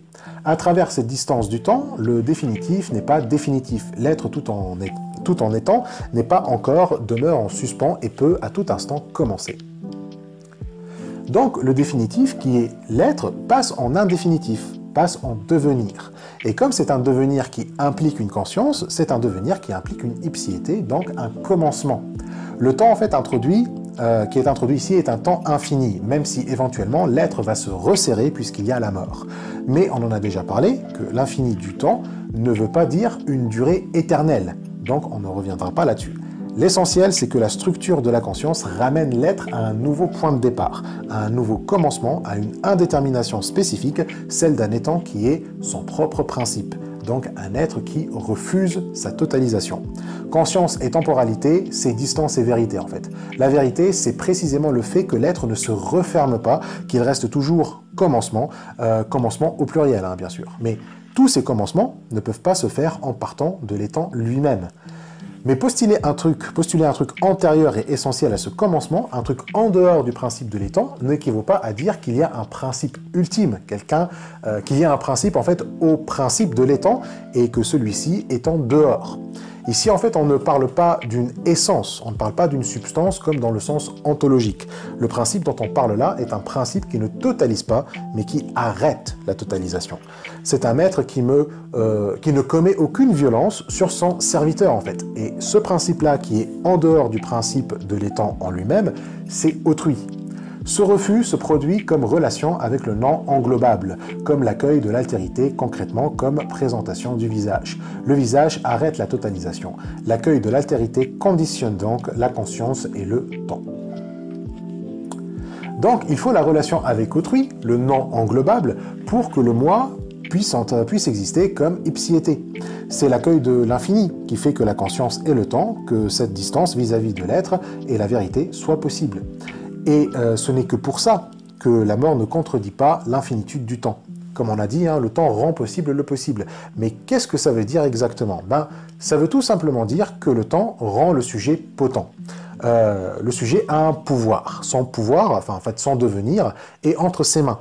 C'est lui qui actualisera, si on peut utiliser cette terminologie aristotélicienne, mais comme on a vu, elle n'est pas très appropriée. Mais voilà, c'est lui qui actualisera ses possibilités. Le moi se produit parce qu'il voit ses possibilités et c'est lui qui les rend réelles. Il est indéterminé dans ce sens. Personne ne peut décider pour lui quelle possibilité choisir. Personne ne peut décider pour lui quoi devenir. Si la mort ne lui retire pas ce pouvoir, c'est parce qu'il y a quelque chose au-delà des possibles qu'il anticipe. Il y a encore un avenir au-delà de son avenir. Son moi ne s'arrête pas avec la mort du moi actuel. Un nouveau commencement est encore là, au-delà des avenirs qu'il peut anticiper. Donc la mort finalement ne supprime pas la distance. Pour que la mort soit un néant, une négation totale de l'étant, il faut qu'elle réduise ses pouvoirs à une impotence, et ce en le privant du temps, en le privant de la distance. Mais s'il y a un avenir de l'avenir, un autrui qui est aussi le moi, mais un moi complètement nouveau, alors l'être n'est pas encore à terme. Si l'infinition ne tenait qu'au pouvoir du sujet, alors l'infinition n'est plus une infinition. À la limite, elle serait une infinition provisoire, ce qui est différent du temporel. En fait, en vieillissant, le sujet ne fait que du définitif, et au moment de la mort, il aura finalisé l'être, donc le pouvoir ne peut pas juste en fait se limiter au sujet duquel il émane, même si le sujet est une ipséité. C'est pour ça qu'il faut autrui, un infini au-delà des possibles de l'avenir. Le temps où se produit l'être à l'infini va au-delà du possible. La distance à l'égard de l'être par la fécondité ne se ménage pas seulement dans le réel. Elle consiste en une distance à l'égard du présent même qui choisit ses possibles, mais qui s'est réalisé et a vieilli d'une certaine façon et qui par conséquent, figé en réalité définitive, a déjà sacrifié des possibles. Voilà, le réel ici, c'est le possible, c'est l'avenir. Or, Lévinas nous dit que cette distance à l'égard de l'être n'est pas juste une distance dans le possible. Elle est une distance aussi par la fécondité, c'est-à-dire par appel à autrui, à ce qui est au-delà du réel, bref, l'enfant. La mort n'est pas la fin parce que tu fais un gosse. Et le gosse, à son tour, va amener des nouvelles possibilités. Nous, voilà, ça y est, en vieillissant, on sacrifie des possibles en les réalisant, en les rend définitifs, et bien évidemment, en les rendant définitifs, non seulement on perd la possibilité elle-même qu'on a finalisée, parce qu'on ne peut pas la refaire, en fait, on ne se baigne pas deux fois dans le même fleuve, comme disait Héraclite, mais aussi à chaque fois qu'on en finalise une, on perd aussitôt toutes les autres possibilités. Et c'est souvent à cause de ça qu'on a des regrets. On se dit qu'on aurait dû choisir d'autres possibilités que celles qu'on a choisies lorsqu'on en avait l'occasion. Quand on se mémorise des choses de notre passé, à la Proust avec la Madeleine, on ne récupère pas les occasions perdues. Lévinas fait une petite allusion à Proust en mentionnant la recherche du temps perdu quand on a des souvenirs. Proust a écrit à la recherche du temps perdu une série de petits romans, et il y a cet épisode fameux de la Madeleine où il y a un personnage qui mange une Madeleine et là il est transporté dans ses souvenirs et il regrette plein de trucs dans sa vie. Il sent qu'il a perdu son temps justement, mais Lévinas dit que ça serait vraiment tragique si les possibilités réalisées soient définitives, mais elles ne le sont que si on néglige l'avenir de l'avenir. Ça ne veut pas dire, t'inquiète, les possibilités que tu as ratées, genre ton gamin va les faire pour toi. Lévinas ne parle pas de ça, mais du fait que l'être n'est pas déterminé, que le champ du possible est toujours possible. Ne plus regretter les occasions perdues, c'est pas de se dire mon gosse va les accomplir, donc c'est pas grave si moi j'ai pas fait ce que j'ai voulu faire, mais s'assurer que les possibles sont juste là. C'est plutôt se dire mon enfant aura des possibilités et il sera libre de les choisir. Éviter les regrets, donc, ce n'est pas par rapport au moi actuel et au choix de sa vie à lui, mais sa responsabilité envers autrui. Une vie sans regret, c'est une vie où on a fait ce qu'on a à faire pour autrui, pour qu'il soit libre, que l'existence d'autrui ne vire pas à un destin. La vraie temporalité, celle où le définitif n'est pas définitif, suppose donc la possibilité non pas de ressaisir tout ce qu'on aurait pu être, mais de ne plus regretter les occasions perdues devant l'infini illimité de l'avenir. Il ne s'agit pas de se complaire dans un je ne sais quel romantisme des possibles, mais d'échapper à l'écrasante responsabilité de l'existence qui vire en destin, de se reprendre à l'aventure de l'existence pour être à l'infini. En gros, Lévinas dit que faire un môme, c'est repartir à l'aventure. On s'échappe du destin et on va là où rien n'est déterminé. Donc le moi est à la fois un engagement par sa relation avec autrui, mais aussi un désengagement. Il se retire de l'être, de la participation, du drame ontologique, et va jouer son propre drame à lui. Il est temps, c'est-à-dire drame à plusieurs actes, comme dit Lévinas. Il ne joue pas un drame, il est lui-même le drame, lui-même l'action. Et chaque acte est un moi nouveau, un autre. Chaque acte, une nouvelle aventure. L'aventure est constatée avec le destin ici. Contrastée avec le destin ici. Le destin est ce qui est décidé à l'avance. On a décidé pour toi quel drame jouer, mais tu vas en jouer d'autres. Tu es capable de jouer des destins qu'on n'a pas dessinés pour toi. Porter des vêtements qu'on n'a pas taillés à ta taille, quoi, en fait. Et c'est ça la fécondité. Le moi demeurait un sujet où toute aventure retournerait en aventure d'un destin, un être capable d'un autre destin que le sien est un être fécond. Donc la multitude des destins, que le moi joue, c'est ce qui en fait des aventures. Et ils sont des aventures parce qu'ils ne sont pas joués par le même moi, justement, que le moi accomplit une transsubstantiation en passant d'une aventure à une autre. C'est pour ça que la paternité transfigure la mort et permet le prolongement du moi sans causer de totalité, sans faire que le moi reste identique comme dans le monisme parménidien, mais qu'il est discontinu. Dans la paternité, où le moi, à travers le définitif d'une mort inévitable, se prolonge dans l'autre, le temps triomphe par sa discontinuité, de la vieillesse et du destin. La paternité, la façon d'être autre tout en étant soi-même, n'a rien de commun ni avec une transformation dans le temps qui ne saurait surmonter l'identité de ce qui le traverse, ni avec une métampsychose quelconque où le moi ne peut connaître qu'un avatar et non pas être un autre moi. Voilà donc, il ne s'agit pas de métampsychose, c'est-à-dire d'une réincarnation, il ne s'agit pas d'une âme qui passe d'un corps à un autre, ce n'est pas ça la paternité. La métampsychose dit que c'est la même âme, identique, qui se réincarne et qui entre dans un corps et puis dans un autre, etc. Elle ne passe pas par une transsubstantiation, contrairement à la paternité qui, elle, insiste sur la discontinuité. Dans la paternité, il n'y a rien qui ressemble à de la permanence du moi, bien sûr, on parle de ça. Même la permanence la plus légère selon Lévinas, la moindre continuité est une limite au moi, une limite à l'infinition, donc elle est inacceptable. Lévinas dit même que c'est irréparable comme un crime dont on ne peut jamais se repentir.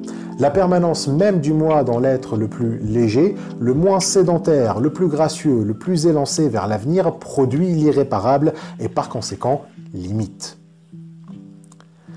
Mais Lévinas précise que le souvenir, la mémoire, ça par contre c'est pas une continuité. Ce qu'on a dit tout à l'heure sur la Madeleine, il ne sert pas à discréditer le souvenir, mais à affirmer l'impossibilité de récupérer les occasions perdues. Le fait qu'on ne peut rien garder des occasions que des souvenirs, c'est ce qui prouve la discontinuité en fait, plutôt que d'affirmer une continuité un peu légère.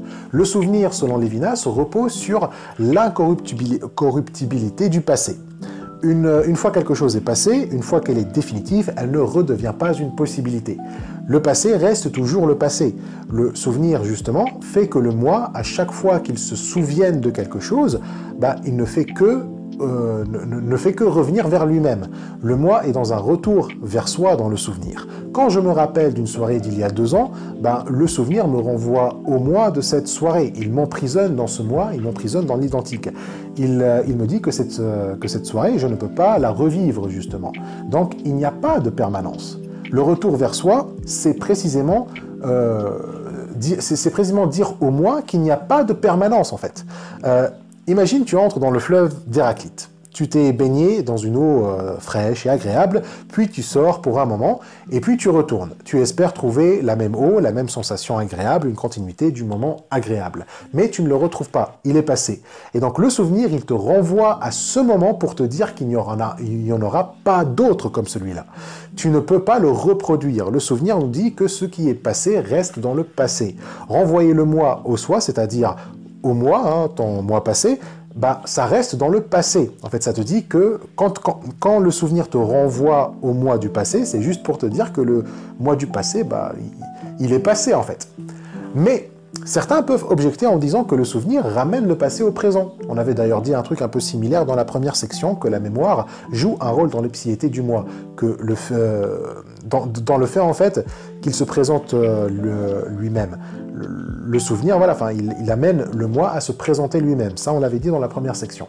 Le souvenir surgit dans chaque instant nouveau. Ne donne-t-il pas déjà au passé un sens nouveau?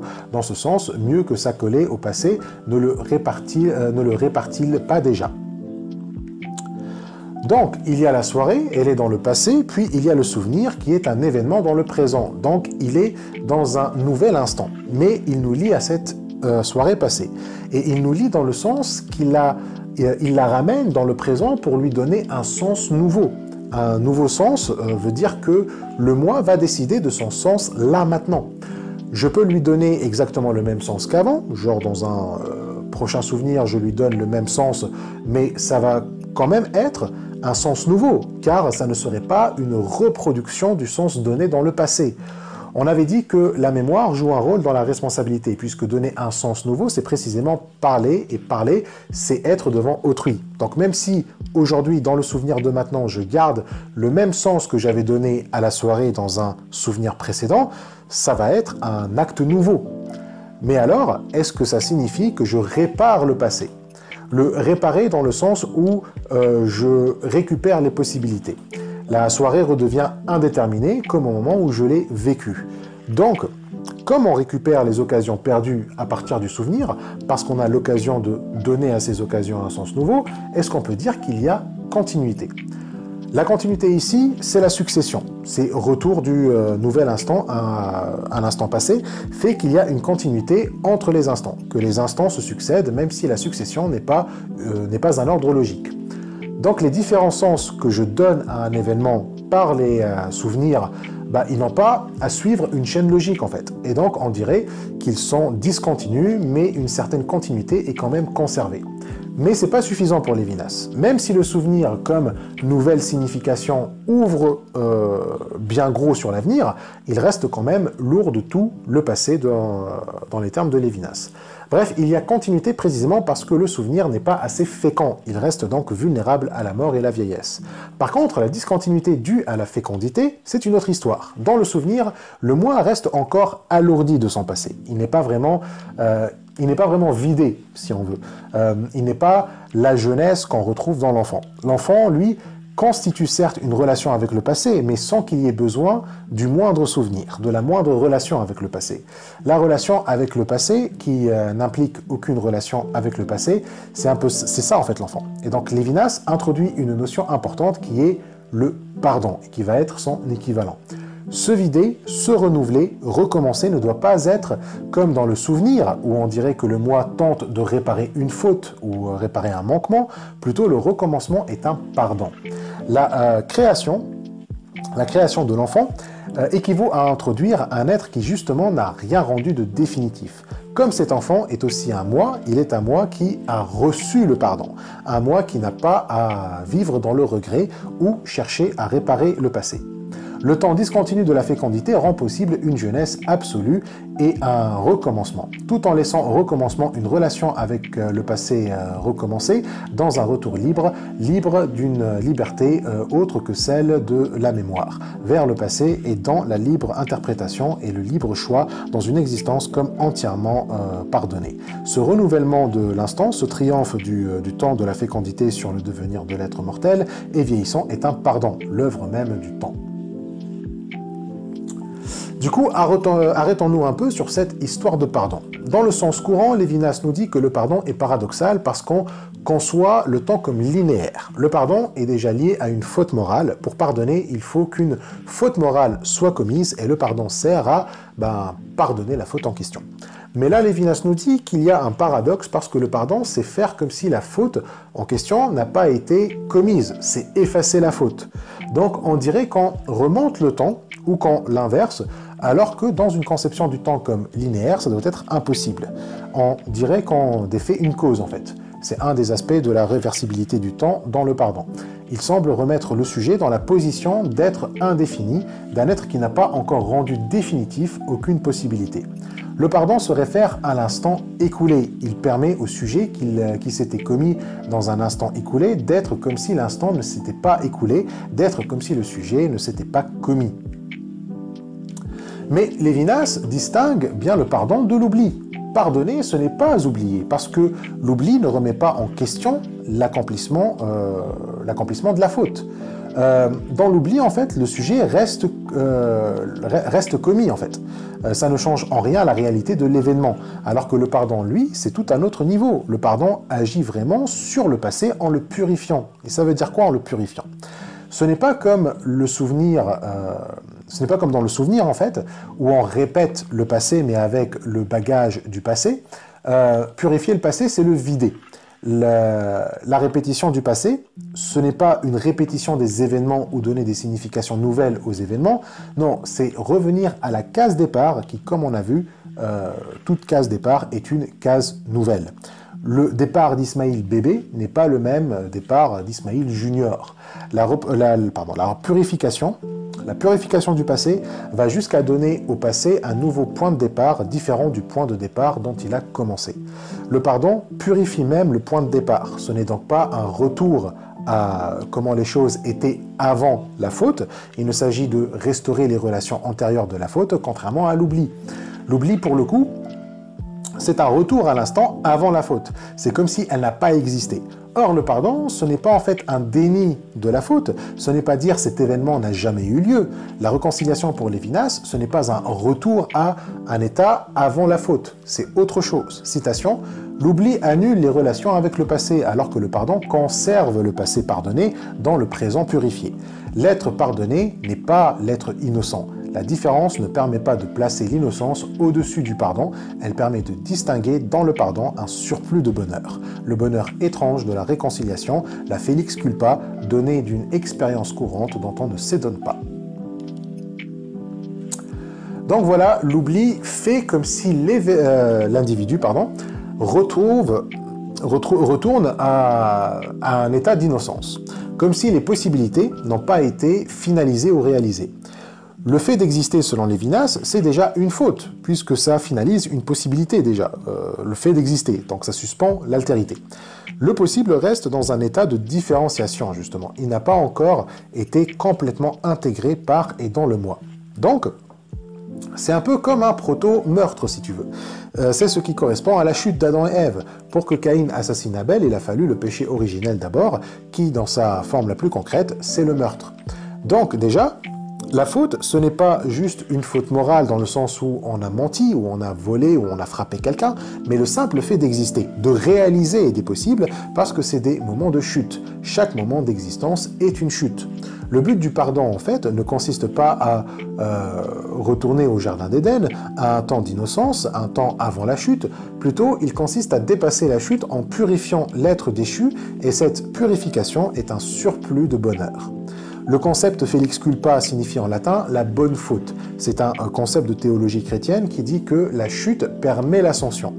Quand les gens demandent pourquoi est-ce que Dieu autorise le mal dans le christianisme, c'est parce que sans ce mal-là, il n'y aurait pas de rédemption. Donc c'est une bonne chose que la chute d'Adam a eu lieu. C'est une bonne faute. Et bien évidemment, la rédemption n'est pas juste restauration de l'être déchu dans l'innocence. Ça sert à rien en fait de faire tomber Adam et Ève de l'Éden et de souffrir autant pour qu'au final on retourne au paradis et qu'on soit exactement comme avant la chute. La rédemption en fait doit introduire un surplus, quelque chose de nouveau qui n'était pas là dans le jardin d'Éden. Et ce parce que la chute ne disparaît pas ou ne s'efface pas, mais elle est aussi ce qui cause la rédemption. Donc dans la rédemption, la chute n'est pas oubliée ou effacée, elle est comme un dépassement, mais bon, elle est déjà un peu dans le sens hegelien. Hegelien utilise le mot allemand Offenburg, qui n'est pas traduisible en français, mais qui dans la dialectique veut dire que la thèse et l'antithèse se dépassent dans une synthèse. La thèse, en fait, elle est détruite, mais elle est en même temps préservée, également lorsqu'elle devient une synthèse. Et là, c'est un peu pareil. Dans la rédemption, la faute, la culpa, n'est pas effacée, mais préservée, justement. Alors, bien sûr, Hegel utilise l'Offenburg dans un contexte totalisant. La synthèse totalise la thèse et l'antithèse en les intégrant dans un tout cohérent. Mais on peut s'en servir pour comprendre ce que Lévinas veut dire dans son contexte à lui. Le pardon est comme ce dépassement de la faute tout en la conservant. C'est-à-dire que le pardon agit sur la faute, il la fait changer de substance, il force une transsubstantiation de la faute pour qu'elle ne soit plus une simple erreur ou une simple source de malheur, mais devient une source de bonheur, de grâce et de rédemption. Lévinas parle aussi en fait du contexte de l'après-guerre, après l'horreur nazie justement. Comment vivre après Auschwitz en pardonnant. Les Allemands, en recevant le pardon, permettent en fait de rendre leur faute une rédemption en prenant leurs responsabilités envers un nouveau monde, un monde sans les atrocités que le XXe siècle a connues. Et là, on a eu du coup Israël. Oups. Alors, d'un point de vue politique, Lévinas parle aussi d'Israël, dans le sens direct du texte là, il parle de faire un enfant parce que la faute, c'est toi en fait, tu es la chute, et en faisant un enfant, tu accomplis cette transsubstantiation, tu reçois un nouveau départ envers cet enfant qui est le surplus du bonheur. Et si tu veux appliquer ça à de la géopolitique, dans le contexte de Lévinas, Israël est cet enfant qui fait la rédemption des Allemands et du monde aussi apparemment. Voilà, tout le monde doit veiller au bonheur d'Israël.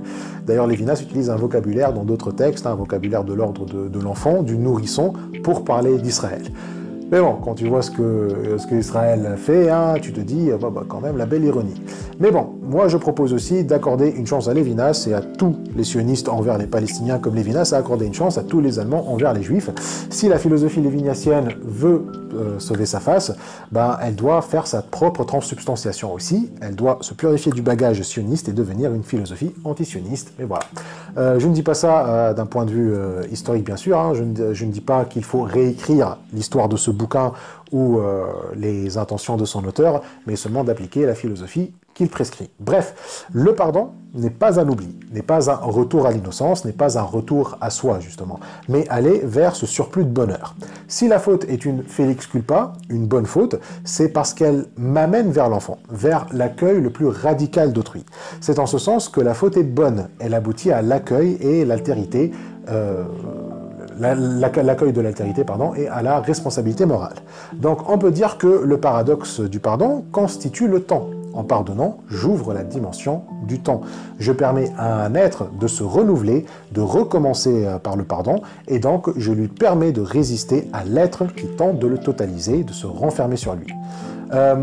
Et donc là, c'est intéressant de comprendre ce que le temps est pour Lévinas. Le temps, selon lui, n'est pas une succession d'instants qui se collent les uns les autres, et de manière indifférente aussi. Hein. Cette indifférence, on va voir de quoi il s'agit. Hein. Plutôt, le temps est un écoulement ou un étalement des instants d'autrui à moi. C'est un intervalle entre le même et l'autre, en fait. Il dit « L'avenir me vient non pas d'un grouillement de possibles indiscernables qui affluerait vers mon présent et que je saisirais, il me vient à travers un intervalle absolu dont autrui, absolument autre, fût-il mon fils, est seul capable de jalonner l'autre rive et d'y renouer avec le passé, mais par là même capable de retenir de ce passé l'ancien désir qui l'animait et que l'altérité de chaque visage accroît et creuse encore plus profondément. » Alors, ça veut dire quoi? Déjà, le temps, c'est l'avenir, c'est-à-dire le champ du possible. Le moment entre ma naissance et ma mort, c'est le temps. Et il est l'avenir, en fait. Bien sûr, hein, cet intervalle rétrécit de plus en plus. L'avenir était plus grand à 10 ans qu'il ne l'est à 60 ans. J'existe et je commence à réaliser des possibilités, donc elles deviennent définitives. Ça, c'est le passé. Donc, on dirait en fait que l'avenir me donne ces possibles un peu comme si je travaille à la chaîne. Il y a des matériaux qui arrivent et moi je les assemble passant d'une possibilité à une autre jusqu'à ce que je meure. Mais là, les instants de mon existence sont juste indifférents, c'est-à-dire qu'ils n'ont aucune valeur à proprement parler. Ils me tombent dessus de manière très mécanique et ils sont tous indiscernables les uns des autres, un peu comme les matériaux que j'assemble sur une chaîne, quoi. Et ça veut dire quoi exactement ça? Ça veut dire qu'il n'y a pas de lien entre chacun des événements précisément parce qu'ils sont tous pareils. Que tu assembles les matériaux pour la première fois ou pour la 948e fois, il n'y a pas de différence. Quand commence en fait ta vie à 10 ans ou à 60 ans, c'est pareil. L'indifférence, c'est à comprendre au sens d'identique. Différence, c'est précisément la non-différence. Tout est pareil, aucune différence entre les instants, entre les possibilités, et donc on ne peut avoir aucune discontinuité. Et pour rappel, ce qui permet de lier deux choses selon Lévinas, ce n'est pas la continuité, mais c'est la discontinuité. Dans la continuité, en fait, il n'y a qu'une seule chose qui est partout répandue. Il n'y a aucun lien, justement, dans la continuité. Puisque toutes les choses qu'on dirait qui sont liées dans la continuité sont en fait la même chose. Donc la continuité, ce n'est pas nouer un lien avec autre chose, c'est précisément lié qu'il y a autre chose. Donc il ne peut pas y avoir de lien. Donc en fait, c'est soit on dit il n'y a pas de nouer des liens avec le passé puisqu'il n'existe pas et qu'il n'y a que le présent de la chaîne, soit on dit il n'y a que le passé, c'est-à-dire qu'il n'y a que ce qui est déjà fait, que ce qui est accompli, sans la possibilité de se renouveler. Dans les deux cas, on est dans un monisme. Donc pour qu'il y ait le temps, pour qu'il y ait cet intervalle, il faut qu'il y ait une différence absolue. L'intervalle du temps doit être une réelle discontinuité, un intervalle entre moi et un autrui. S'il n'y a pas d'autrui de l'autre côté de la rive de l'intervalle, l'intervalle se referme aussitôt. Donc c'est lui qui empêche la fermeture de l'être. C'est autrui qui fait qu'il y a toujours un intervalle, qu'il y a toujours du temps. Et puisqu'il y a du temps, le moi est capable de nouer des liens avec le passé, qu'il sait reconnaître un lien entre un instant de sa vie et de les différencier justement. Le lien entre les instants, entre les différentes possibilités, encore une fois, n'est pas une continuité, mais la discontinuité, parce que ce que je préserve du passé grâce à autrui, c'est le désir. On a déjà beaucoup parlé du désir métaphysique, qui est le désir d'autrui, de l'altérité, de la différence absolue. Désir comme principe même de la discontinuité, désir du fait que le moi s'arrête au moi, et qu'il laisse place à une différence. Le désir, c'est vouloir une limite pour soi, c'est vouloir que dans l'être, il y a une réelle séparation entre les étangs. Mais vouloir être limité à soi n'est pas une limite. Au contraire, vouloir être limité, c'est vouloir qu'il y a au-delà de ma limite. Qu'au-delà de ma limite, il y a un étranger. Et cet étranger, précisément, m'appelle à la transcendance, m'appelle au dépassement de mes limites. Mais un dépassement qui n'est pas une fusion ou une invasion de l'autre. La transsubstantiation, c'est précisément cette liberté infinie au-delà des limites sans qu'elle sacrifie en fait l'altérité. C'est d'ailleurs ça aussi le pardon. Pardonner, c'est se libérer de ses propres limites pour introduire le surplus, l'altérité, l'autre, l'enfant. Donc, l'ancien désir métaphysique se renouvelle constamment. C'est ça que je conserve à chaque rencontre avec autrui, qui est supposé dans chacune des possibilités. Lorsque les possibilités arrivent vers moi, elles n'arrivent pas de manière anonyme. Derrière chaque possibilité, il y a une responsabilité morale, il y a une relation avec autrui. En gros, il faut vivre de manière éthique, à ne pas croire que nos actions n'impliquent pas de devoir envers autrui. En gros, c'est ça, vivre sans polluer par exemple, vivre sans opprimer, vivre sans exploiter, etc. Donc chaque possibilité en fait est censée nous faire désirer encore plus autrui. Chaque décision, chaque instant de notre vie ne fait qu'accroître nos responsabilités envers autrui. Peut-être que dans le cadre écologique, ça devient plus clair. Chaque action qu'on prend est une action où on doit penser à nos futurs enfants. Et tant que l'enfant est l'autre, envers qui on a le plus de responsabilités. Plus nous vivons, plus nous consommons les ressources du monde, plus notre responsabilité et donc notre désir s'accroît. Et même si on réduit nos effets, c'est précisément parce que le désir envers autrui n'arrête pas d'augmenter. Donc voilà le temps. Le temps n'est pas un bloc, soit dans le sens d'une succession indifférente d'instants identiques, ou comme dans la durée, dans le sens de Bergson aussi. Là, il faut expliquer un peu vite fait. Bergson, en fait, il propose deux façons de voir le temps, soit comme temps mathématique, c'est-à-dire une succession d'instants, un peu comme une montre où l'aiguille des secondes fait un mouvement discontinu, genre tic, tic, tic, tic. Le mouvement ici est saccadé. Le temps là, c'est une succession entre une série mathématique de chiffres d'instants indifférents. Déjà, Bergson a rejeté cette façon de voir les choses et propose de voir le temps comme une durée continue. Là, c'est en fait l'aiguille de la montre qui tourne de manière continue. Sauf que Lévinas dit que si lui aussi rejette le temps comme succession d'instants, il n'est pas d'accord avec Bergson sur le temps comme durée.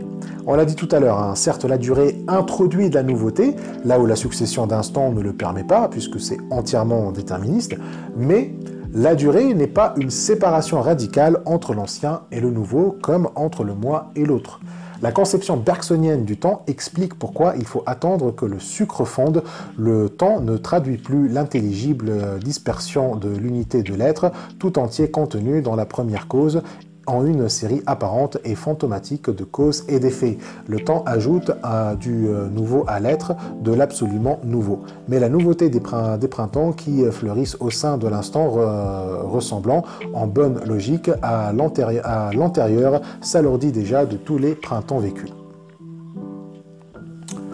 Donc voilà, déjà, Bergson, par la durée, fait que le temps n'est plus une dispersion de l'unité de l'être, alors que la succession, oui. La succession suppose une première cause de laquelle toute la chaîne causale, toutes les successions d'instants vont découler. Cette première cause, c'est l'être dans son unité. En fait, quand on regarde le temps comme succession, on fait comme si chaque instant est une partie d'un tout identique à lui-même. Le temps n'existe pas vraiment dans cette conception, il est un peu une illusion. En fait, il y a l'être unifié, c'est ça la réalité, et le temps c'est juste une apparition fantomatique de l'être unifié. On l'aperçoit comme une succession de causes et d'effets, mais en réalité cette succession n'est qu'une représentation d'une seule et unique chose, l'être. La succession est une perception parménidienne des choses. Il y a que l'un, et tout le reste n'est qu'une manière pour nous appréhender l'un. Pour mieux l'appréhender, pour mieux le comprendre. Le temps est une méthode voilà, pour comprendre l'un qui, lui, est toujours en repos, toujours figé et inchangé. Bergson, donc, se débarrasse de ça, heureusement. Il ne cherche plus à décoder ou diviser le réel, mais de montrer que le réel change réellement. Le truc du sucre, c'est une référence à l'ouvrage de Bergson, L'évolution créatrice, dans le premier chapitre, où il dit que quand tu mets un sucre dans un verre d'eau, il faut attendre que le sucre fonde. Tu prends un verre d'eau ou un café et tu mets un sucre dedans. Mais avant de boire le café, il faut attendre que le sucre a fondu. Sinon, le café va être un peu dégueulasse. Mais là, ce temps où tu attends que le sucre fonde n'est pas le temps mathématique, parce qu'il a une particularité qui t'est propre. En gros, tu t'impatientes. Lorsque tu t'impatientes, le temps ne passe pas pareil. Le temps mathématique ne prend pas en considération les différences entre quelqu'un qui s'impatiente, par exemple, et quelqu'un qui ne s'impatiente pas, ou entre quelqu'un qui s'amuse et quelqu'un qui s'ennuie. Une minute reste une minute pour l'un comme pour l'autre. Or, la durée est expérimentée différemment. Elle change d'une personne à une autre, contrairement au temps mathématique qui, lui, est figé, justement. Attendre que le sucre fonde signifie que le temps n'est plus un truc abstrait qu'on pense, mais plutôt qu'on vit. Et comme chaque être a sa propre manière de vivre le temps n'est plus une unité globale qui s'applique de manière indifférenciée à tout le monde. 1 heure pour quelqu'un qui s'amuse paraît 1 minute, et 1 minute pour quelqu'un qui se fait chier paraît 1 heure. C'est ça la durée. Donc, ça introduit des nouvelles expériences propres à chaque individu qu'on ne peut pas mettre dans une totalité. Le temps introduit du nouveau en fait. Sauf que, comme on a dit aussi, chez Bergson, autrui manque, il manque dans sa philosophie. Et du coup, il faut expliquer d'où la durée introduit du nouveau si autrui n'est pas là. Et donc, il va devoir se rabattre sur le passé. Le nouveau doit provenir du passé, de ce qui est déjà fait, plutôt que de l'avenir de l'avenir. Et donc, le nouveau ne sera que du passé, mais du passé revenu à la mode. Voilà. Les nouveaux printemps ressemblent aux anciens printemps. On a donc une différence absolue avec le temps... on n'a pas en fait de différence absolue avec le temps bergsonien. Et il n'y a pas de rupture radicale avec le passé, il n'y a pas de rupture radicale avec le père dans la conception bergsonienne. Or, c'est précisément ce que le temps est censé faire, selon Lévinas. L'œuvre profonde du temps délivre à l'égard de ce passé dans un sujet qui rend avec le père. Le temps est le nom définitif du définitif, altérité toujours recommençante de l'accompli, le toujours de ce recommencement. L'œuvre du temps va au-delà de la suspension du définitif que rend possible la continuité de la durée. Bref, le temps, c'est de la discontinuité, alors que chez Bergson, on a quand même de la continuité sous forme de durée. Le nouveau moi qui est l'enfant ne doit pas être une continuité, or la durée bergsonienne est obligée d'accepter que l'enfant est une continuité du père, puisque l'altérité ne provient pas de l'enfant, mais elle provient du père en fait. Donc l'enfant, comme autrui, comme avenir de l'avenir, c'est lui qui permet le nouveau. C'est lui qui sauve son père du définitif. Le père en existant devient un définitif. Et c'est en fait l'enfant qui est le non définitif de son père et qui le sauve du définitif. Mais parce que l'enfant existe en son père comme idée de l'infini, il permet au père de recommencer dans le fils. Il faut donc un autrui pour que la nouveauté existe. La durée de Bergson, finalement, est limitée parce qu'elle ne fait que suspendre le définitif, mais suspendre le définitif ne veut pas dire introduire du nouveau non plus. En d'autres termes, la durée n'est pas une fécondité, elle ne cause pas de rupture dans la continuité, alors que, comme dit Lévinas, il faut une rupture de la continuité et continuation à travers la rupture. Ce qui manque à Bergson, c'est la rupture. Le fils est né d'une rupture du père, pas d'un élan vital commun au père et au fils. On a déjà parlé de l'élan vital bergsonien, c'est la force vitale qui fait la durée. Mais ce n'est pas la force vitale qui se charge des différences. Il faut en fait poser autrui pour expliquer les différences au lieu de chercher à les expliquer depuis la vie elle-même. Il faut en fait commencer de l'avenir pour expliquer la différence et pas du passé. D'ailleurs, comme dit Lévinas, ce n'est qu'à travers la rupture que la continuation est possible de toutes les façons. Ce qui continue, c'est du discontinu. C'est ça d'ailleurs le pardon. Pardonner, puisqu'on y revient là, c'est rompre avec le passé, mais pour que le passé se purifie et se décharge de sa substance. C'est ça la transsubstantiation. Aller du moi vers autrui, du père vers le fils, le même vers l'autre, l'ancien vers le nouveau. C'est un mouvement qui ne commence pas de soi, qui ne commence pas de la durée ou de l'élan vital, mais de l'autre justement. Ce n'est pas la vie qui fait les différences, c'est les différences plutôt qui font la vie. Et c'est ça en fait la continuation qu'il y a au-delà du visage, qu'il y a au-delà du visage, voilà, enfin, le fameux drame qu'on a mentionné d'ailleurs depuis la préface de 61. Lévinas avait dit qu'il y a un drame qui se joue au-delà du visage et qui serait comme une espèce d'archétype ultime, un principe qui se répète à travers toutes les relations éthiques, à travers les substantiations, plutôt les transsubstantiations plutôt, mais bien sûr, ça va contre la raison de cet ouvrage, qui est de nier tout principe unifiant. Mais justement, le drame n'est pas un principe unifiant, mais un principe de discontinuité. Le drame ultime qui se joue au-delà du visage est un drame où chaque acte dénoue celui avant lui. Chaque enfant dénoue son père. Chaque autrui et chaque rencontre avec autrui dénoue le moi, purifie le moi et pardonne le moi. Et de là, le moi recommence, un nouveau départ, une nouvelle reprise. L'essentiel du temps consiste à être un drame, une multiplicité d'actes où l'acte suivant dénoue le premier. L'être ne se produit plus d'un seul coup, irrémissiblement présent. La réalité est ce qu'elle est, mais sera encore une autre fois librement reprise et pardonnée. L'être infini se produit comme temps, c'est-à-dire en plusieurs temps à travers le temps mort qui sépare le Père du Fils. Donc, qu'est-ce qu'on comprend de tout ça? Que ce qui fait l'essence du temps, ce n'est pas la finitude de l'être ou la limite du moi. Ça, c'est Heidegger qui fait de l'essence du temps la mort. Le Dasein, comme être pour la mort, allant vers la mort, réalise sa finitude et c'est de là qu'il commence à expérimenter le temps. On a du temps parce qu'éventuellement on va crever, parce qu'on n'est pas infini. Or, Lévinas dit que c'est plutôt l'infini de l'être qui fait le temps. Le fait que l'intervalle entre le moi et l'autre, entre le Père et son Fils, soit un intervalle infini, c'est ça en fait le temps atteste de la finitude de l'être si on suit Heidegger, si on dit que la mort c'est la fin de l'être, qu'il n'y a rien après. Or non, après la mort il y a autrui justement. L'être n'est pas encore terminé parce qu'il y a toujours un autre qui nous appelle au-delà de la mort, au-delà de la zone qui ne fait que suspendre le pouvoir. Selon Lévinas, la mort oui suspend le pouvoir du moi, mais pas parce qu'elle anéantit le moi, mais parce que c'est juste la zone d'autrui. Être immortel, c'est s'étaler sur le territoire d'autrui et donc il faut de la mortalité. La mort, c'est l'occasion pour la production de l'infini. L'arrêt de mort n'approche pas comme une fin d'être, mais comme une inconnue qui, comme telle, suspend le pouvoir. La constitution de l'intervalle qui libère l'être de la limitation du destin appelle la mort. Le néant de l'intervalle, un temps mort, et la production de l'infini.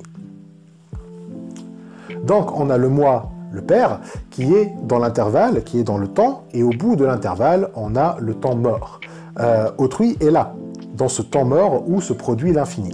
L'arrivée d'autrui dans le monde, c'est en fait une résurrection, c'est une venue depuis la mort. Le Fils, c'est une résurrection du Père, l'autre, une résurrection du moi. En gros, pour qu'il y ait transsubstantiation, il faut passer par la mort. Il n'y a pas d'autre moyen en fait pour avoir de l'infini. La résurrection, comme elle passe par la mort, par la zone d'altérité absolue, elle constitue la discontinuité entre les êtres, entre le Père et le Fils. Elle suppose donc la relation entre le moi et l'autre. Il faut qu'il y ait relation métaphysique pour qu'il y ait résurrection. Si le moi et l'autre n'ont pas de lien, comment est-ce que la résurrection pourrait être possible? Elle est une transsubstantiation du moi en autrui, après tout. C'est ça la résurrection. Du coup, il faut relation métaphysique, relation éthique pour garantir tout ce bordel. La résurrection constitue l'événement principal du temps, il n'y a donc pas de continuité dans l'être. Le temps est discontinu, un instant ne sort pas de l'autre sans interruption, par une extase, l'instant dans sa continuation trouve une mort et ressuscite. Mort et résurrection constituent le temps.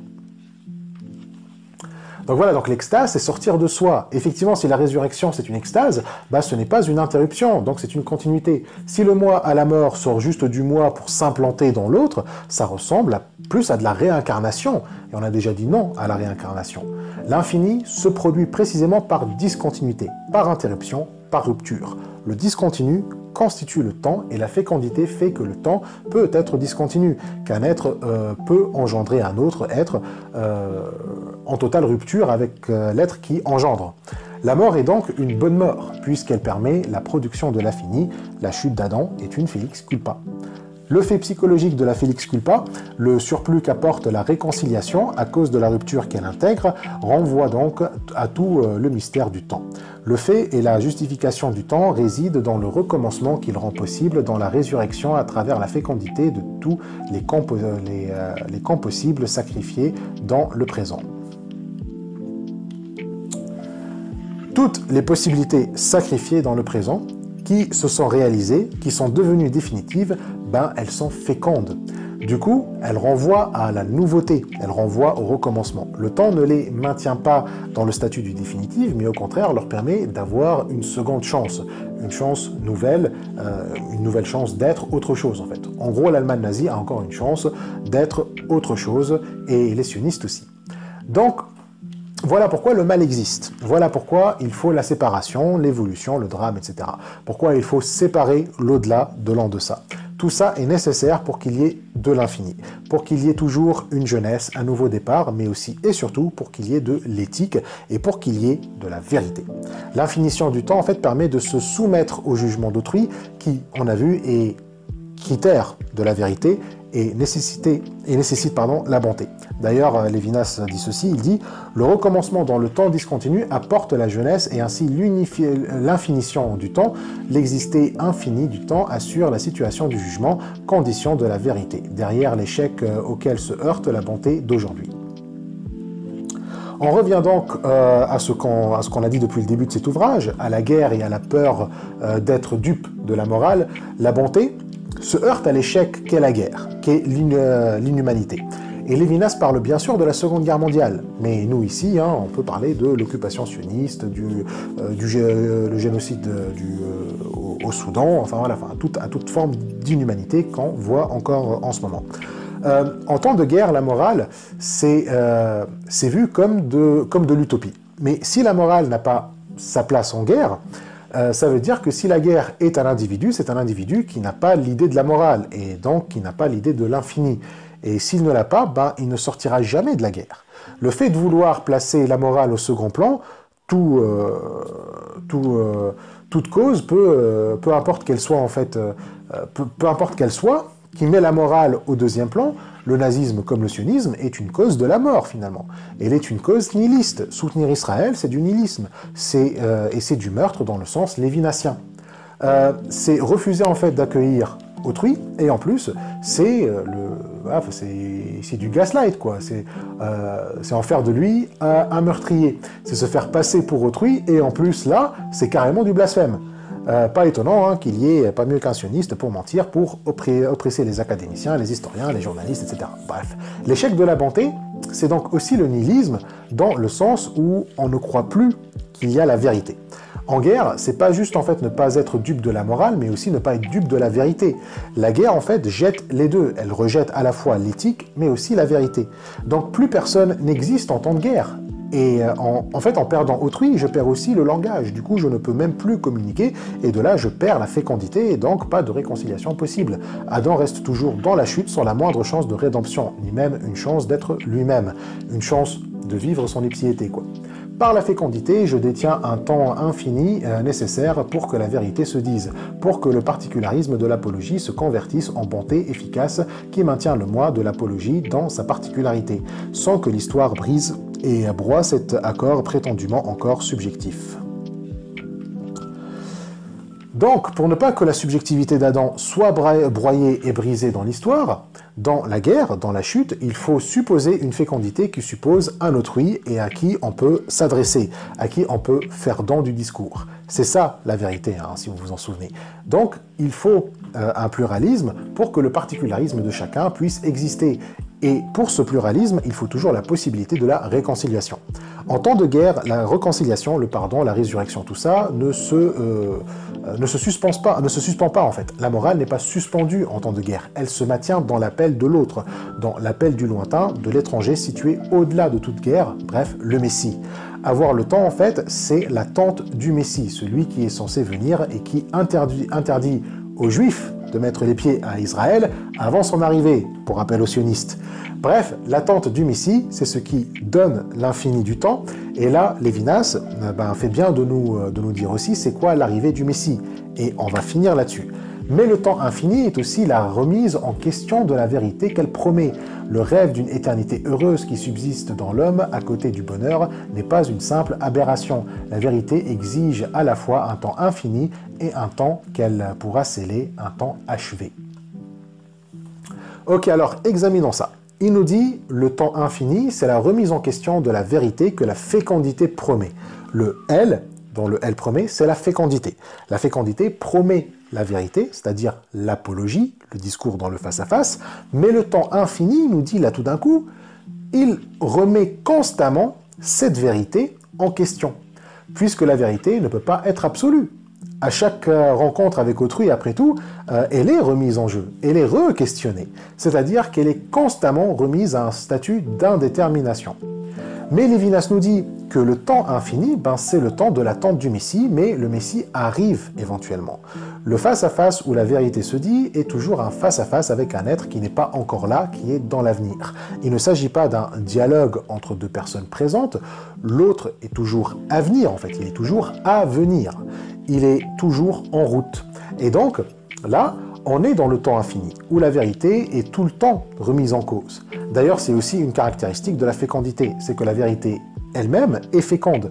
Donc, elle aussi, elle fait sa transsubstantiation. La vérité change, puisque chaque face-à-face, c'est comme l'eau du fleuve d'Héraclite. Il n'y a pas deux face-à-face avec les mêmes antériorités. Donc, la vérité change dans le temps infini, mais éventuellement le Messie arrive. Et là, Lévinas nous dit que la venue du Messie introduit un second temps dans la vérité, et un temps qui est associé à l'éternité heureuse qui subsiste dans l'homme à côté du bonheur. Le Messie amène donc avec lui un bonheur éternel, en plus du bonheur initial, de la jouissance de l'homme. Mais là, il faut se demander c'est quoi cette éternité heureuse qui, pour le coup, ne correspond pas au temps infini. Est-ce que tout d'un coup, Lévinas nous parle d'un paradis, d'une fin des temps, c'est l'Apocalypse, c'est le royaume de Dieu? Est-ce que c'est un bonheur lié au fait que la vérité ne change plus, ou voilà, qu'elle se fige tout d'un coup?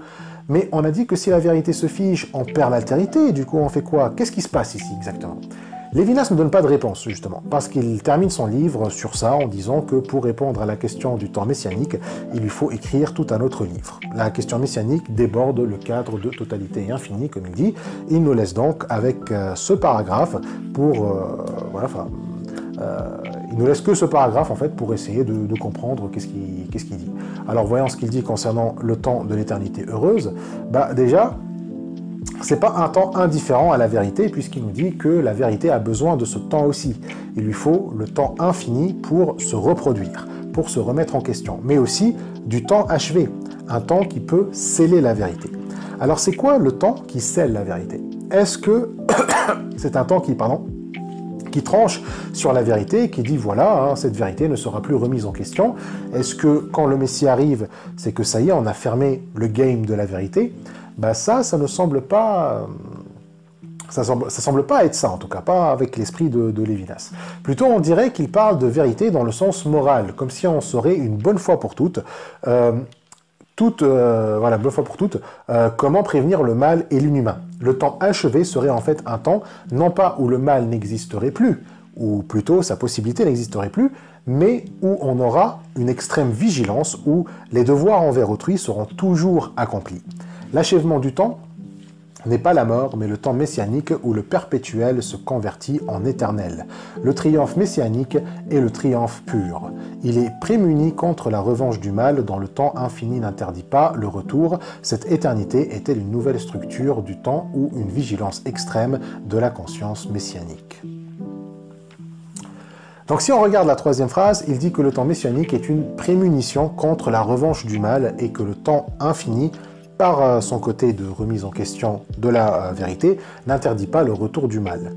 Ça peut s'interpréter comme si Lévinas a un peu conscience du côté un peu relativiste de sa conception de la vérité, et donc il veut introduire un truc pour régler le problème. Genre si après la guerre on se met d'accord que les camps de concentration et l'extermination c'est pas bien, le fait qu'on est encore dans le temps infini suppose que ça c'est pas une vérité absolue et qu'elle peut être remise en question, quoi, que les nazis peuvent revenir. Et d'ailleurs, ils sont revenus, hein, ce sont les sionistes. Et c'est encore plus ironique qu'ils soient revenus de ce côté-là, quoi. Donc oui, j'en fais un peu trop hein, avec mes commentaires anti-sionistes, hein, mais bon, voilà, c'est des nazis, bref, rien à foutre. Donc bref, le temps messianique a l'air d'être un temps où on ne se pose plus les questions de savoir ce qui est inhumain ou pas, parce qu'on le saurait, ou alors en double de vigilance sur ces questions. Le perpétuel se convertit en éternel, le triomphe pur semble être ça, le temps où le monde prend la responsabilité morale, où le devoir envers autrui n'est plus jamais négligé. Quelle est la structure de ce temps où la morale est assumée jusqu'au bout? Ça, on ne le sait pas. On ne sait pas si ce temps messianique a une structure différente du temps infini, ou s'il a la même structure, mais on a juste en fait une vigilance absolue vis-à-vis des questions éthiques. Lévinas laisse ça ouvert, et c'est tant mieux parce que il est temps d'en finir. Donc voilà, on a terminé la dernière section de totalité et infini. La semaine prochaine, il ne reste plus que la conclusion. La vidéo va être longue hein, la semaine prochaine parce que en fait, il y a plusieurs conclusions.